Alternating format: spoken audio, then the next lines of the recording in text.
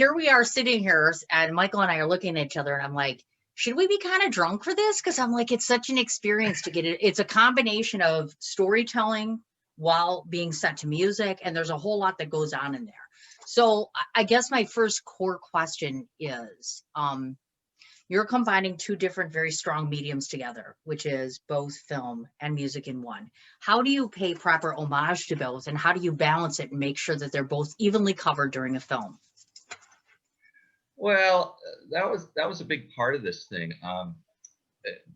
With the working with Hal, it was kind of a, there's a lot of music stuff in there because he was very, a lot of what we were doing it for was to talk about making Big Blue, so I had to walk a fine line, really balancing it between the music and the actual, finishing and making the film and the story of the film itself. The music became a big part of it because the music was originally a big, we felt we were able to do a film that was going to be a unique and original because we had original and new. It's there's so much stuff that comes out with canned music or just music that's not commercial and out there. So it was really a balancing act to try to get it so that it all felt right and nothing was too overwhelming. Well, right. When the entire soundtrack is his music, that's that is cutting it right 50-50, to get to pay homage, as you say, to both. So absolutely. And it's important to pay homage to both. I mean, you don't want to take away from the music, but there's a great story to be told here.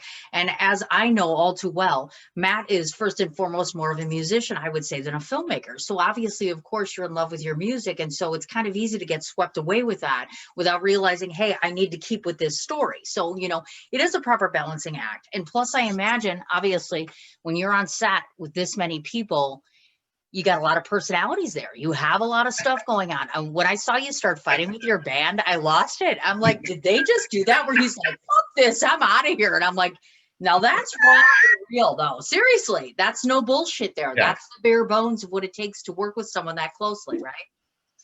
It absolutely was. And that whole scene was, it was really, we started filming something and I was trying to get a point across, like, you have to answer your phone, and he was getting very defensive and well, this and that, and I'm going, no, you have to answer your phone.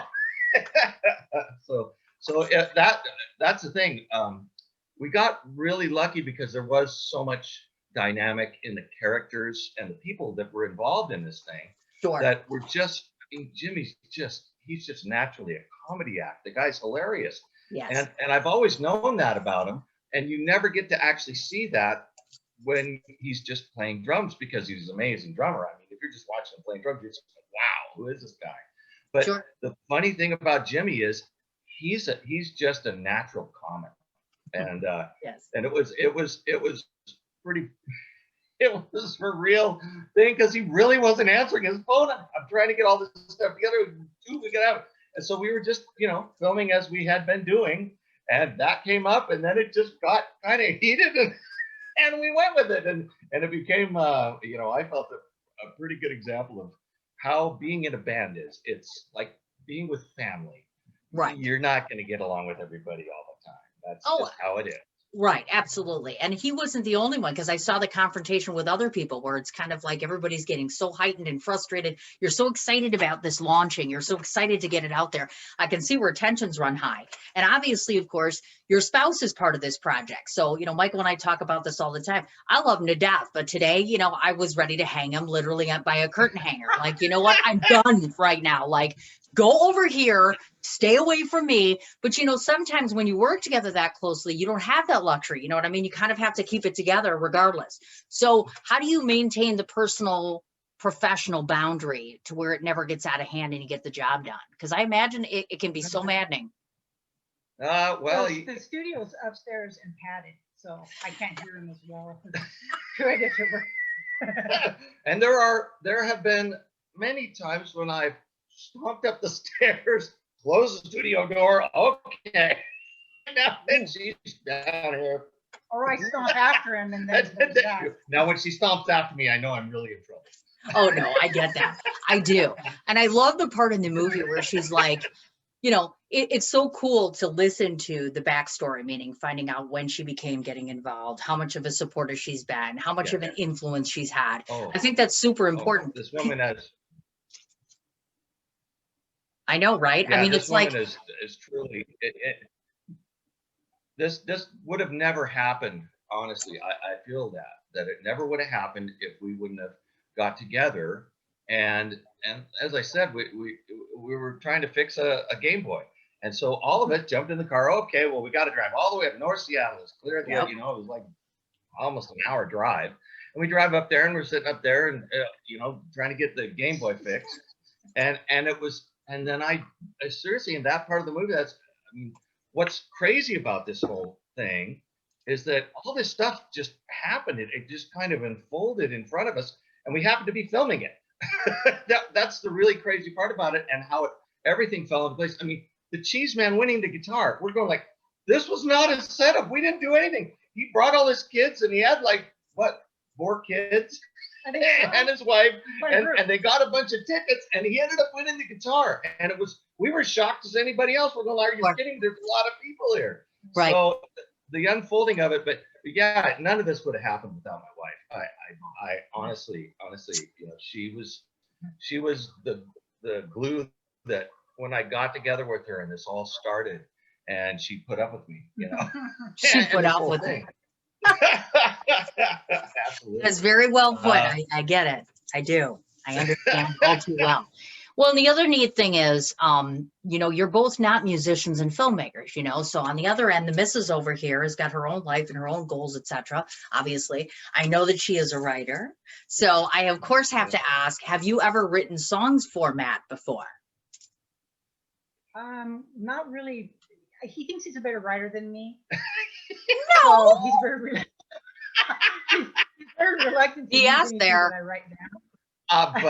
But Just a minute. Go Okay, ahead. so Bangkok City, he came into the room one morning and I said, hey, you know how, you know, you're the vicious kitty. I said, just think about how hard it would be if you were a cat in Thailand, you know, living on the rough streets of Thailand, trying to avoid the local restaurateurs and such, you know. And so that's where Bangkok City came from.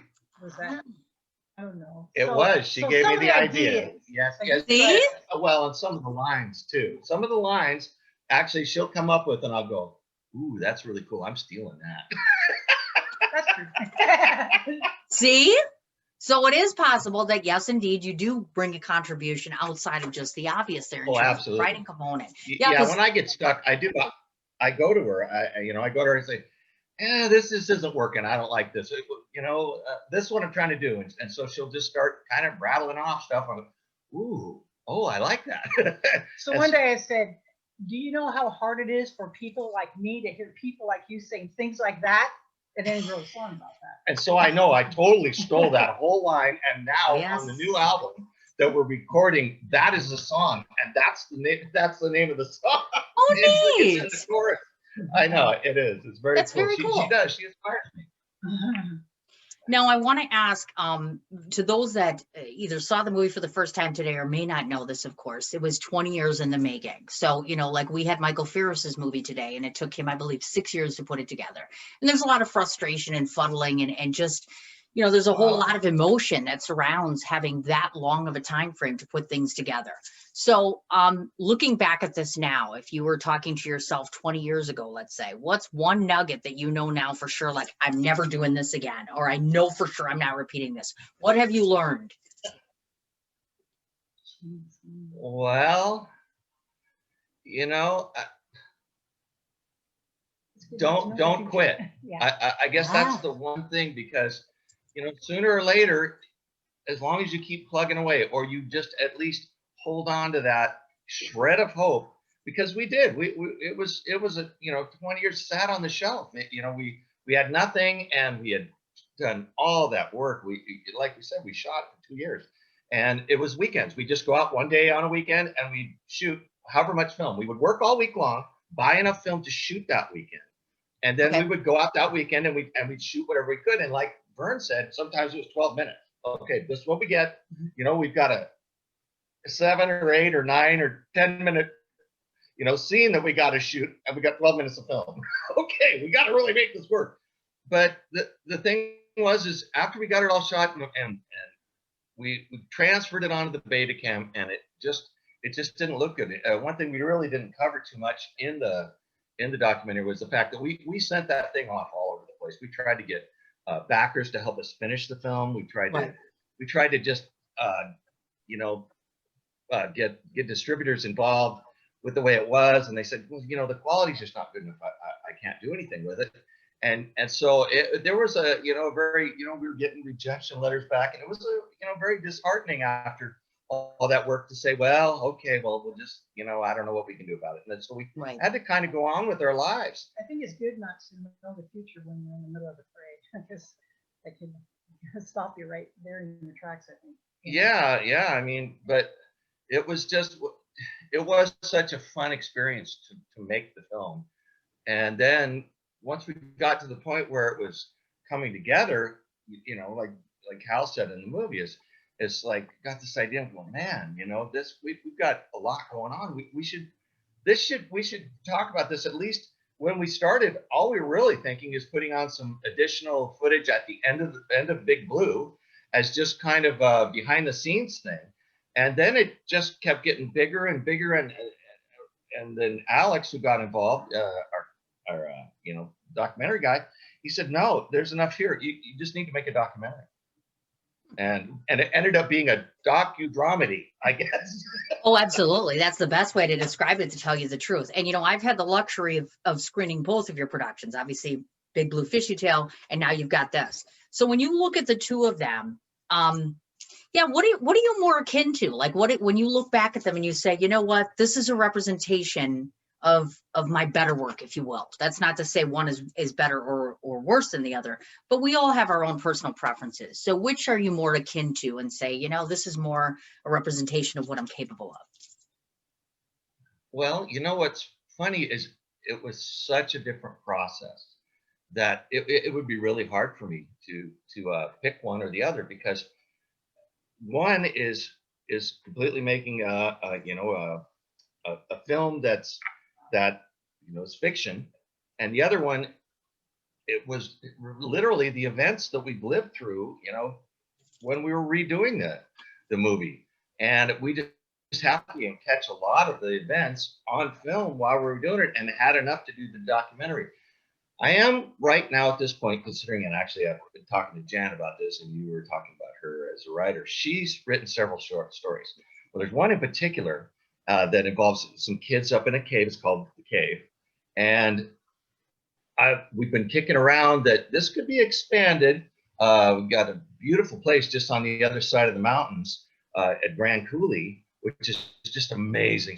I mean, we were up there a couple of weeks ago, and I'm looking around, I'm going, man, this is the most beautiful backdrop for a movie ever. And so I came back and kind of said, you know, that story, I think you should like start making more story, and we could maybe shoot a new movie, which would be a fiction movie. Nice. And so, you know, because this has been going so well, because, you know, getting awards and stuff, we're just kind of shocked by it all. That, yeah, you know, I'm loving the movie process. And so that I think we're going to be doing another movie. Oh my God, how exciting is that? Look at this. I know. That's very, very cool. Movie making, writer, so.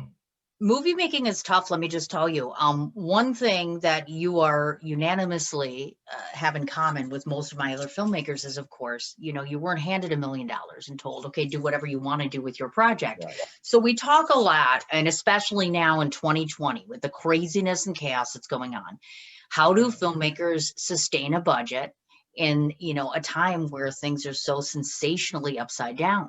So obviously, I know you made this movie before 2020, clearly, or put things together. Yes, yeah. So now, thank goodness, we never would have been able to do the show. Well, right, that's what I mean. So now here we are. You're talking about doing The Cave potentially, and are you asking yourself, how far outside of the box do we have to go to maintain a budget? Is that going to be possible? And, you know, tell the listeners a bit about how you maintain a budget without going broke, because that's like the big question on everybody's mind. How do we get our art done effectively and efficiently within a budget? Well, I think a big part of that is to literally think outside the box. You have to be creative that way. I mean, I think one of the best stories that I've ever heard in Hollywood was the fact that the reason Jaws was so great, which is, by the way, one of Jan's favorite films, absolute all-time favorite films, was the fact that the shark didn't work. The shark didn't work. So the genius was, well, how the hell do we still make a movie about a shark when the shark doesn't work? And he did it. That's the key, I think, always, is to you've got to work your way around it. And sometimes the workaround creates something even better than you imagined if you had all the money in the world and could do anything you want. I think that's the important thing. And I think, filmmakers, if I can say anything to them, just always think outside that box. Think about come in from a different angle and say, it's a story. I'm telling a story. Now, I'd like to do this to tell the story, but wouldn't it be kind of interesting to be able to say that exact thing in the story from a different angle or a different way or from a different point of view? And that's what I would recommend to anybody that's looking at making film and trying to figure out how to stay within the budget. Well, and on the flip side, I have to ask you this, of course, because you're also a musician. Tons of my friends are filmmakers, tons of them are musicians. I've got musicians that are saying to me, hey, bars, restaurants are suffering. People can't afford to have musicians right now. On the flip side of the fence, theaters are closing, that sort of good stuff. So on the musical side of things, how are you keeping yourself relevant, amongst this whole racket? I mean, you can't help it that places are closing. Are we going to do, grass concerts? Are we going to, play in your kitchen, go virtual? Because a lot of us are tired of virtual. I don't know about you, but this kind of sucks right now. We should be somewhere in a much bigger place doing this sort of thing. So how are you keeping that form of art, again, relevant right now? How do we do that? Well, actually, you mentioned live streaming, and we have put on a show through Stage It, which is a live stream venue, right, online. And the good thing about it is you can just set it up so you just pay what you can, because we know everybody's hurting. I mean, of course, a lot of people. I mean, they're just, everybody's hurting. But what we're trying to do is we've actually turned our little Vicious Kitty Studios, which is in the movie, we've turned that into a video studio now with lighting, effects, fog, the whole thing. And we're actually going to be doing another show coming up on the 20th with Vicious Kitty. And so we're trying to max it out and to make it interesting, even though it's like you say, it's a live stream. You can do that because people used to only see bands on TV. If you think about it, they used to. I mean, there would be usually a live audience, but that would be how they see them. But it's how interesting you make it. It goes back to that thinking outside the box. What can we do in this one little room to play our songs and make it interesting and cool? We've been working on that, and I'm kind of excited because we're going to be playing another show on the 20th. And like I said, we've been adding some little tricks and things, and that's awesome. And look at how delighted he looks. It's so exciting. You're like, oh my God, I totally get to do what I love to do, and I get paid for it. And I might be broke, but I'm loving it. And we're like, we still have a house. I totally get that. Totally get that.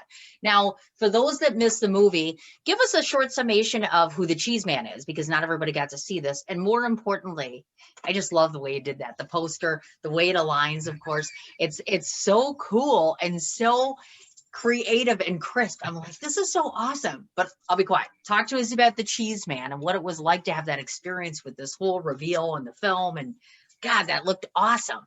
Well, and that's the really crazy thing about it, because as I was saying, everything that happens in the movie, it was actually happening in real time. When I was calling, trying to get a hold of Madison, so she could get me in touch with the Cheeseman Yeah, that was all happening. I was just, I turned the camera on. I got a call, and so it was trying to find him, and it was literally he was just off the grid completely. It just wasn't to be found, and we found everybody else.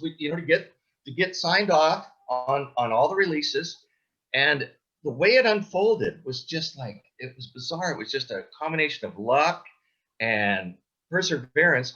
We did go out and hang up posters everywhere. We were going to pot shops. We were going to anywhere we could let anybody let us hang posters. I think I got that from back in the day playing in a band, Oh, sure. playing in a band all these years. That's what we used to do. When we were playing, we'd go out, we'd hit every telephone pole, and we'd have a poster with the band, and we're playing here, you got to see it. We'd hand them out, we'd go over, we'd put them up. Back then there were pot shops, but there were bong shops, and we'd hang them up there. so that's where that idea kind of came up with, and Chris was just like, "Are you kidding me?" And I'm like, "No, we might find him this way. You don't know. We'll go to his old neighborhood. Because we searched all the online, all Facebook, social media, and there was just nothing. It was he just disappeared. That's what we said. Yeah. Just never hooked into the internet, Facebook, or any social media. Just never did that. Yeah, and she thought it was weird, but I got that email from her. She says, "That dude's my uncle. Yeah. He's my sister's brother." I was going like, okay, well, and then as you heard, Chris, she's just riding your jaw. My sister's brother. That's my sister's brother. Yeah, husband? sister's husband. Yeah. Yeah, my sister's brother's cousin. I don't know.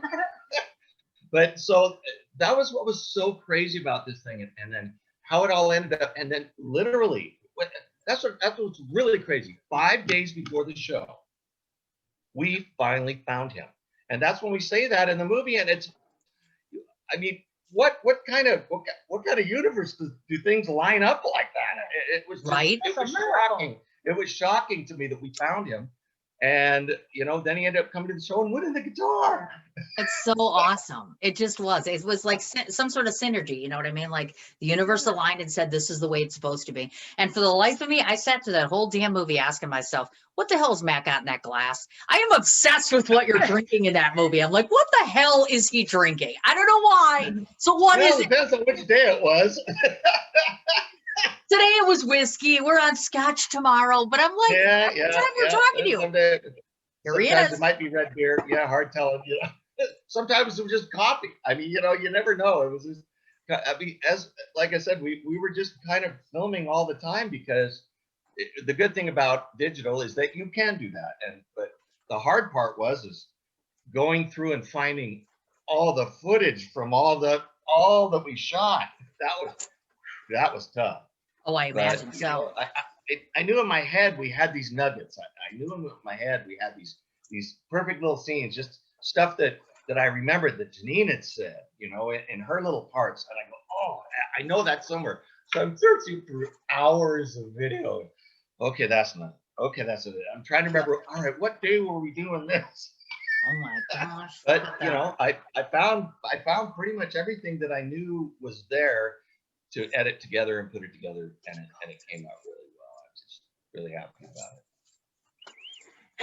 I'm sorry. I'm being handed popcorn right now because we are at a movie, so to speak. So it's like, we should have our little popcorn thing because I have more screenings tonight. So I guess I should ask the obvious, which is to date, this is your 4th screening. Did I get that right? This is 4 now for this movie? Yes. Okay. Yes. And have we won? How many awards do we have so far? Well, we've got 2 exceptional merits. We've won a Golden Award. Oh my gosh. We've got and we've been accepted in let's see, I think 5 other festivals. Dang, so, look at him go. That is still pending on the awards. So, oh my God. So look at that. It's just amazing to me, that it's doing so well. I was shocked when the Gold Award came up. My jaw dropped. I was like, whoa, wait a minute. Whoa, right? This is really cool. He ran down the hall with his laptop. Look, we got one. Look, it's a Gold Award. How do we do this? As I said, I'm a musician, and so the filmmaking, really everything was kind of finishing with the first film, while we're making the second film, so to me, there's a bit of newness to all this, and Oh, sure. and that's I've kind of got the bug a little now, and that's like we talked about, Jan writing the script for the next project. We're just Oh yeah, trying to Michael. get it. I wanted to mention that. In fact, I'm gonna have him come in for because we're finishing up Okay. here. Come on in real quickly. So are you attending the awards tomorrow night? Oh, absolutely. Now, and so what time are they? So there? here's the thing, as usual, we're running behind. By the way, Michael is screening tomorrow night. If you folks are around, his Oh. movie is screening tonight in the next Okay. block, and he is also screening tomorrow at 5:30 Central Time. But if you're going to 5:30 watch Central. tomorrow, take a look at him now, because it's all going to change tomorrow. His role tomorrow is, I was disturbed. Okay. I've seen him play Okay. lots of things, but I literally am dreading playing this. Like I have to walk out of the room because it creeps me out so much. It's not pretty. No, that I mean, it was Did awful. my I'm job. like, put that away. I'm like, no. And then the first night, I'm like, I didn't even call him. I was like, I don't want to talk about it. I was afraid. I'm still afraid. And he finds it Oh, wow. amusing. I'm like, what else? Horror movie. That's the good, It's supposed to creep you out, you know? and that's the we good expecting stuff. that then. That's the good stuff. When Yeah. you can do that, I mean, playing a character that's you is what a lot of people get away with. But playing someone who is not you, who is completely not you, and really nailing it, that's the real good stuff. That's Yes. the real thing. He's And that's memorable. what I love to see. I love to see that. 'Cause it's Absolutely. like, that's awesome. And he's memorable, but like I said, I want somebody to cast him in a comedic role because he just keeps playing, he kills children, he kills adults, he dies. He'll send me a movie and he'll be like, oh, honey, I want you to watch it. I get almost all the way and then he dies. I'm like, you ass. It's like every time he's dead. I'm like, what the hell? He's either going to be not killing somebody or just being such a, oh my God. When I saw Kill a Child, I was like, I'm done.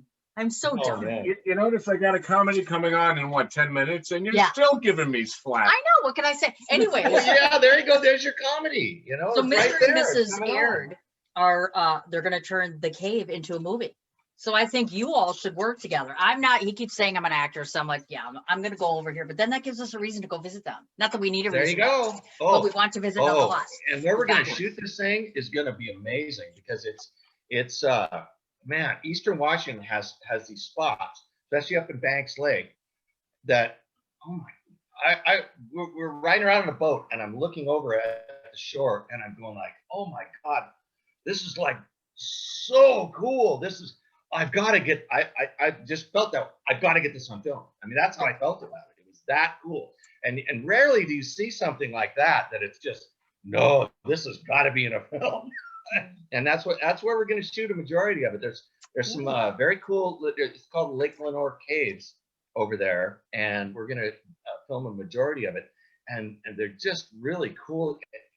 It's just like an inlet for caves. You walk up this little trail, and there's like this little, like a grass patch, and it goes way back. I mean, the natives were there 10,000 years ago, hanging out. And it's just got this sense of history. It's just got some kind of magic to it. Oh, I bet. So yeah, that's that, and it's part of the inspiration for the story. That's neat that the location fuels the storyline. Oh, You know, absolutely. Absolutely, the other way yeah. around. Well, and that was the thing. She originally wrote the story because it was her grandparents and her mom and dad grew up over there, and that's one of the story that it's based on was that pretty much happened, didn't it? I mean, yeah. So it's the original story when they're kids is a real story that happened to her family over there, and so you can see the whole thing kind of unfolding, going like, yeah, I can see it. I can see how this could you could make this happen, and it does become inspiring when you're in a place. A lot of people say that, in Hollywood movies, they're saying you go to a location and they go, it's a whole different, ball of wax than sitting in a little studio, when you got all this going on and everything's fake and green screen. You actually go out there and it just gives you this feeling, this sense of reality that I don't think you can get anywhere else. Absolutely. You betcha. So Sounds we'll have fantastic. to chat on all of that good stuff. This is what I want to say to you, since God, our time is up already. You know, this Okay. stuff goes so quick and it drives me nuts. So number one, if you didn't know that before, how incredibly proud I am of both of you for your works Oh, collectively and separately. Of course, we both obviously consider it a privilege to know the both of you. Yeah. We Oh, thank you yeah. so much for Love your you guys. support, for patience. I know that I'm a pain in the ass. I know it is so hard to track me down, and I don't mean to. I just saw that. Do you see that? Remember what I was telling you? We were talking about couples working together and how people slam doors and go to other places, like other Oh, yeah. rooms and couches. The point being is, I have to tell you that I am so proud of you. You are the only filmmaker in the festival that will hear this from me. But it is a requirement for you to come because you are nominated. And I will leave it at that. I will not tell you how many, I will not tell you what for, but I will tell you that you should appear. This is the only thing I charge for. So I'll send you the link for the tickets, etc. I have a package that I need to give you, and you know what I mean about that. And if you still need my help as far as the other festivals, the dynamic's changing on how they do things. So we should have a conversation about how things are going, and we'll do that. And I'll send you the link for all of the screenings for tomorrow so you can watch movies all day before the awards. The awards are at 8:45 Central Time tomorrow. Okay, perfect. Yeah, Wonderful. we're no problem there. We're totally available. Awesome. All right, look we are forward sending to you it. love, and now Yeah. we're kicking you off and sending you our love because now Okay. we've got his screening right now. Oh, Right. fantastic. Thanks for your support. Oh, Hey, anytime, thanks honey. for everything. We love you. Love you We'll guys. see you soon. Great movie, Oh, yes, folks. absolutely. We'll talk to you very soon. Yes, see you tomorrow, Bye-bye. guys, if not tonight. Okay, see you tomorrow.